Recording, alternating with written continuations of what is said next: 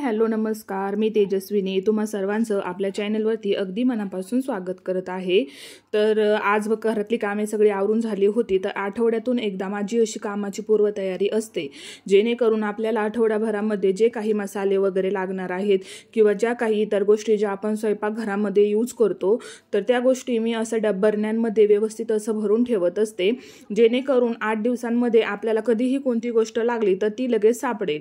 बऱ्याचदा काय होतं, आपण सामान भरतो ते डब्यांमध्ये भरून ठेवतो आणि मग जेव्हा ते पूर्ण रिकामं होतं तेव्हाच आपण ते घ्यायला सुरुवात करतो।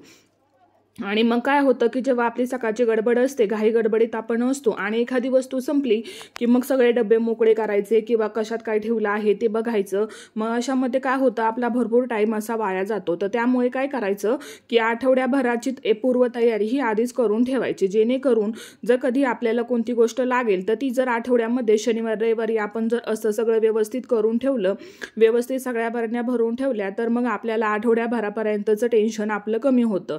तर आता इथे मी मसाल्याच्या डब्यांमध्ये व्यवस्थित असं हळद, जिरी, मोहरी जे काही मला मसाले लागणार आहेत ते भरून ठेवले। त्यानंतर साखर किंवा चहा पावडर हे जे काही मला आठवड्याभरामध्ये किचनमध्ये लागतं तर ते सगळं मी व्यवस्थित असं बरण्यांमध्ये भरून घेतलं होतं। आता इथे जीविका सुद्धा मला बऱ्याच गोष्टींमध्ये हेल्प करत होती। तर आता हे सगळं व्यवस्थित असं भरून झाल्यानंतर 8 दिवसापर्यंत मला काही टेन्शन नसतं। त्यामुळे मग मी आठवड्याभराची तयारी आधीच करत असते, जेणेकरून काय होतं की आपलं जे कामाचं नियोजन आहे ते व्यवस्थित असलं की घरामध्ये काम करताना आपली चिडचिड होत नाही। आता ही चहा पावडर ही केरळची आहे। सासूबाई जेव्हा फिरायला गेल्या होत्या केरळला, तर तेथून येताना त्यांनी ही चहा पावडर आणलेली होती आणि याचं टेक्स्चर जर तुम्ही पाहिलं तर अगदी जसं की जी रेतीची माती असते तर त्याप्रमाणेच याचं टेक्स्चर आहे। आता चवीला कशी आहे ती जेव्हा वापरण्यात येईल तेव्हा समजेल। तर आता इथे सगळं व्यवस्थित माझं असं डब्यांमध्ये भरून झालेलं होतं आणि ज्या काही पिशव्या वगैरे रिकाम्या झालेल्या होत्या तर त्या सगळ्या मी एका मोठ्या पॅकेटमध्ये, जे की साखरेचं 5 किलोचं पॅकेट असतं जे की डीमार्टमध्ये भेटतं, तर त्यामध्ये मी हे सगळ्या ज्या काही पिशव्या वगैरे होत्या त्या व्यवस्थित अशा भरून घेतल्या होत्या आणि यानंतर मी ते डस्टबिनमध्ये टाकून देणार होते, जेणेकरून जेव्हा कचऱ्याची गाडी वगैरे येईल तर त्यामध्ये मग हे मला टाकून देता येईल। आणि जी हळद होती तर ती एक पॅकेट होतं तर ते एक्सपायर झालेलं होतं, म्हणजे मी ते आताच घेऊन आलेले होते, 1-2 महिने झालेले होते, इथूनच आणलं होतं एका शॉपमधून, पण त्यावेळेस घेताना मी बहुतेक त्याची एक्सपायरी डेट चेक केलेली नव्हती, मग त्यामुळे मला ते फेकून द्यावं लागलं। आणि जे मी डीमार्टमधून आता नवीन हळद आणलेली होती ती मी डब्यामध्ये ठेवून घेतली। तर आता इथे दुसरीकडे ही डीमार्टची डाळ होती जी की मी जास्त भरते 3 किलो, आणि जे बेसन पीठ आहे तर ते मी घरीच तयार करते, जे की मला महिनाभर जाईल एवढं बेसन पीठ मी त्या डाळीचं बनवून ठेवते आणि 1/2 किलो डाळ ही मला रोजच्या वापरात लागेल ती मी काढून ठेवते आणि जेवढी राहिलेली डाळ आहे तर तिचं मी बेसन पीठ करून घेत असते। तर तिला थोड्या वेळ मी उन्हामध्ये ऊन देण्यासाठी बाहेर नेऊन ठेवलेली होती। तर आता इथे मी किचनमध्ये कामच करत होते तर तेवढ्यात पाहुणे आले, तर चहा करायचं म्हटलं तर ऊन भरपूर होतं, मग म्हणून म्हटलं लिंबू आहेत तर मग लिंबू सरबतच करावा आणि मग पाहुण्यांना पण देऊन होईल आणि मग मी सुद्धा लिंबू सरबतच घेणार होते, कारण की एनर्जी ड्रिंक म्हणून आपण उन्हाळ्यामध्ये लिंबू सरबत, मठ्ठा किंवा मग ताक, दही, लस्सी असे पेय पदार्थ जर तुम्ही घेतले तर तुम्हाला एक एनर्जी सुद्धा मिळते आणि थोडंसं फ्रेश सुद्धा वाटतं, कारण की यावेळेचा उन्हाळा हा खूप कडक आहे।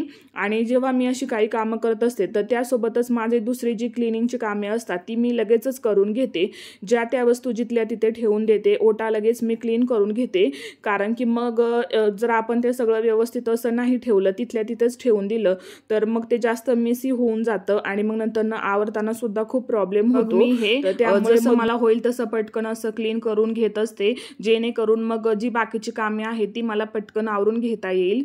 तर आता इथे मी पाहुण्यांना सुद्धा सरबत दिला होता, बाकीच्यांना सुद्धा दिला होता घरातल्यांना, आणि मी सुद्धा घेतलेला होता। तर अशी माझी कामे चालू झालेली होती सकाळची आणि स्वयंपाकाचं काही टेन्शन नव्हतं, तर त्यामुळे मग मी म्हटलं की चला आता बाकीची जी काही कामे आहेत आठवड्याभरापूर्वीची ती करून घ्यावीत। तर आता इथे मी खोबरं जे आहे ते चिरून घेत आहे, जे की मला आठवडाभर जाईल, कारण की आमच्या इथे भाजीमध्ये जेव्हा संध्याकाळची रस्सा भाजी असते तर त्यामध्ये खोबरं हे टाकलंच जातं, तर त्यामुळे मग मी आठवड्याभरासाठी मला जेवढं काही लागेल तेवढं मी चिरून घेत होते। आणि दुसरीकडे जीविकाचा अभ्यास सुद्धा चालू होता। त्यानंतर त्यानंतरनं मग मी जी गिरण होती तर ती व्यवस्थित अशी क्लीन करून घेतलेली होती, कारण की कालच मी बाजरी आणि गहूचं दळण करून घेतलेलं होतं. आणि मग म्हटलं आता डाळ दळायची आहे, तर मग जे काही दळण दळलेलं होतं पहिलं तर ते आधी क्लीन करून घ्यावं. आणि मग कसं होतं, क्लीन जर नाही करून ठेवली गिरण तर मग ते सगळं पीठ चिटकून राहतं आणि मग ते उगाचच खराब होण्याचे चान्सेस वाढू नयेत यासाठी मग मी जेव्हा पण कोणतं दळण करेन तर त्याच्यानंतरनं मी लगेच असं एकदा क्लीन करून घेत असते, जेणेकरून आपल्याला पुढे प्रॉब्लेम होणार नाही. आणि सगळं काम व्यवस्थित असं केलं पद्धतशीरपणे तर मग जास्त प्रॉब्लेम होत नाही, चिडचिड सुद्धा जास्त होत नाही आणि सगळं वेळच्या वेळी होतं. तर आता इथे मी गिरण जी आहे ती व्यवस्थित अशी क्लीन करून घेणार आहे. आणि यामध्ये मग मी आता जी डाळ उन्हामध्ये वाळत ठेवलेली होती तर ती यामध्ये मी टाकून देणार आहे. आणि मग बेसन पीठ जे आहे तर ते 15 ते 20 मिनिटात व्यवस्थित असं होतं, तोपर्यंत आपण आपली दुसरी कामे केली तरी सुद्धा चालतात. तर आता इथे मी एक नॅपकिन घेतलेला आहे आणि नॅपकिनने मी व्यवस्थित असं सगळं क्लीन करून घेणार आहे. पण हे क्लीन करताना सुद्धा व्यवस्थित असं क्लीन करून घ्यावं लागतं, कारण की मग ह्याच्यामध्ये काय होतं की ज्या काही बारक्या मशीन वगैरे असतात आतमध्ये तर त्या खूप धारदार वगैरे असतात, त्याचे जे टोक असतात ते लागू शकतात. तर त्यामुळे मग व्यवस्थित असं क्लीन करून घ्यायचं असतं. आणि व्यवस्थित असं क्लीन करून घेतलं की मग काय होतं, ज्या मशीन वगैरे आपण घेतो तर त्या व्यवस्थित अशा टिकल्या जातात. आणि मग आपण जर त्या क्लीन नाही केल्या तसंच त्याच्यामध्ये सगळं टाकत राहिलो तर मग काय होतं की त्या पटकन खराब होतात आणि मग सारखं सारखं त्याला खर्च वगैरे करावा लागतो. तर त्यासाठी मग व्यवस्थित असं क्लिनिंग वगैरे करून नंतरनं त्या यूज केल्या की मग बरं पडतं, जास्त आपल्याला सुद्धा त्रास होत नाही आणि सारखं त्या खराब सुद्धा होत नाहीत. तर आता इथे मी वरती जे ते होतं तर ते सुद्धा व्यवस्थित असं पुसून वगैरे जी गिरण होती ती सुद्धा घेतलेली होती, कारण की बऱ्याचदा काय होतं की घरात लहान मुले वगैरे असते की मग ते हाताचे डाग वगैरे ते पाडतात. आणि म्हणून मग म्हटलं चला आता हातासरशी ते सुद्धा पुसून होईल. आणि मग नंतरनं मी जी उन्हात डाळ वाळत ठेवलेली होती तर ती सुद्धा मी घेऊन आलेले होते आणि मग ती यामध्ये मी टाकून दिली. आणि मग एक 15 ते 20 मिनिटात व्यवस्थित असं आपलं बेसन पीठ तयार होतं. आणि जे बेसन पीठ आपण विकत आणतो तर त्यापेक्षा सुद्धा जास्त यामध्ये बेसन पीठ आपल्या घरच्या डाळीमध्ये होतं. तर त्यानंतरनं मग मी गिरण तर चालूच होती, मग मी बाहेर येऊन बसलेले होते कारण की घरात खूप गरम होत होतं. मग म्हटलं की थंडगार हवा बाहेर आहे, तर जीविका सुद्धा इथे माझ्यासोबतच आली होती बाहेर आणि चिप्स खात होती ती. आणि दुसरीकडे माझं तांदूळ निवडून ठेवणं चाललेलं होतं, कारण की जेव्हा पण मग घाई गडबड असते तर तेव्हा मग असं तांदूळ वगैरे व्यवस्थित असं निवडून वगैरे ठेवलं तर ते खराब सुद्धा होत नाहीत. आणि पटकन ज्यावेळेस आपल्याला भात वगैरे करायचा आहे तर मग ते डायरेक्टली आपल्याला कुकरमध्ये टाकता येतं. आणि मग कसं होतं की आपल्याला कधी कधी खूप कामाची गडबड असते आणि मग हे जर आपण असं निसत बसलो तर त्यामध्ये खूप टाईम आपला वेस्ट जातो. तर अशा गोष्टी आधीच करून ठेवल्या एक आठवड्याभरापूर्वी तर कामाचं नियोजन केलं असं तर मग काय होतं की वेळेची सुद्धा बचत होते आणि आपले कामं सुद्धा पटकन होतात. म्हणजे स्वयंपाकाला आपण लागलो ते व्यवस्थित अशी आपली कामे उरकून जातात. आता इथे मी 15 ते 20 मिनिटं झालेले होते आणि मग मी घरात आलेले तर तेव्हा पीठ सुद्धा माझं रेडी होतं.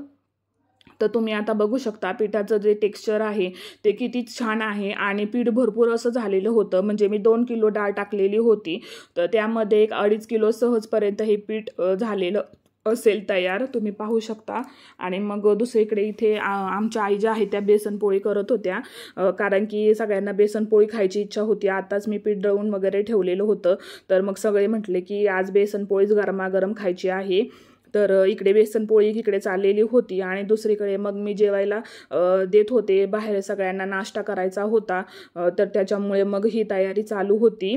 आम्ही नाश्ता केलेला होता तर त्यामुळे मग आम्ही काही नाश्त्याला वगैरे बसणार नव्हतो, पण मग म्हटलं चला एकदमच सगळ्या करून ठेवूया जेणेकरून दुपारी आपल्याला जेवण्यासाठी सुद्धा होतील. आणि छान वाटतं म्हणजे अशा बेसनपोळी कधी कधी खायला, कारण की खूप दिवस झाले खाल्लेले सुद्धा नव्हत्या आणि मग सारखे सारखे रोज तेच पदार्थ खाऊन सुद्धा खूप कंटाळा येतो. मग कधीतरी असं नवीन सुद्धा थोडे दिवसांनी चेंज करत राहिलो खाणं तर त्याची चव सुद्धा खूप छान लागते आणि खूप दिवसातून खाल्ल्यानंतरनं सुद्धा मग ते असं खूप खावंच वाटतं. तर आता हॅलो नमस्कार, मी तेजस्विनी तुम्हा सर्वांचं आपल्या चॅनलवरती अगदी मनापासून स्वागत करत आहे.